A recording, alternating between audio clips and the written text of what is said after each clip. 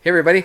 Welcome to the Institute, the place where we talk about growing into the leader that God's called us to be. And today we're going to talk about accountability. And accountability is one of those things that we naturally think comes from our supervisor, from people in authority over us. And the truth is, the best accountability actually comes peer to peer, like with our colleagues.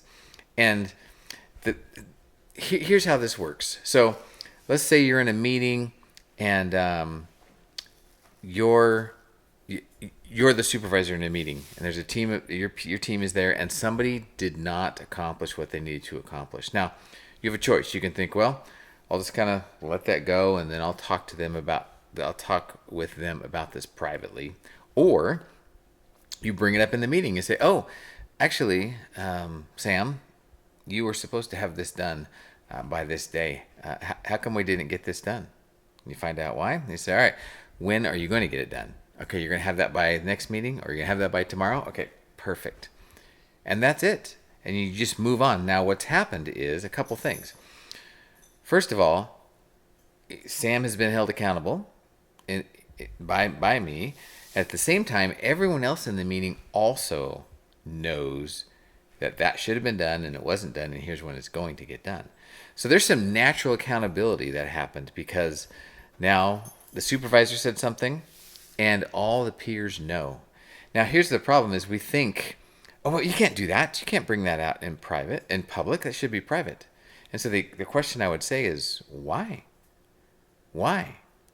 Well, and I get the answer that I will probably get is because it'll make them feel bad. Well, why is making them feel bad such a problem? Because the truth is, they had a job to do and they didn't do it. That's the real issue. But we get caught up in this, well, I'm going to make people feel bad. Or what are they going to think about me if I say that? And if you're in that room and a supervisor says that to somebody, if your thought immediately goes to that supervisor should not have said that, then that's the wrong thought process.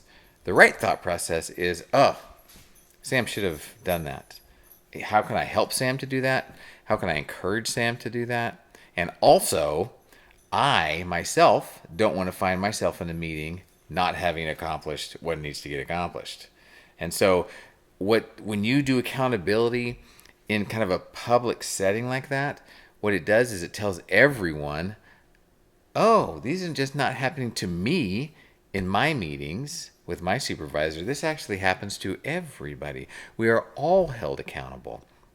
We have this weird thing that these things have to happen in private, but they don't. Now, it can also be negatively used. If you're a supervisor and you're using that kind of comment in public because you want to shame somebody or you want to put them down or you have they've done something to you, so you think, fine, I'm going to get them back in the next meeting, then it's completely out of hand. That is not acceptable, and that is not a pure motive. But if we are sitting in a meeting and the goal is to get accomplished what we need to get accomplished, then that is a very, very appropriate way to do that, is to use some accountability in a public setting, and it allows some peer-to-peer accountability. Now, also, there could be certain topics as well that might come up, and you think, you know what, that's better off to talk a lot offline privately. So that's where you, as the leader, have to know and understand, and kind of have some thought and prayer around: should I say this or should I wait and do that privately? So I know this is going to bring some good questions for us this week in the Institute.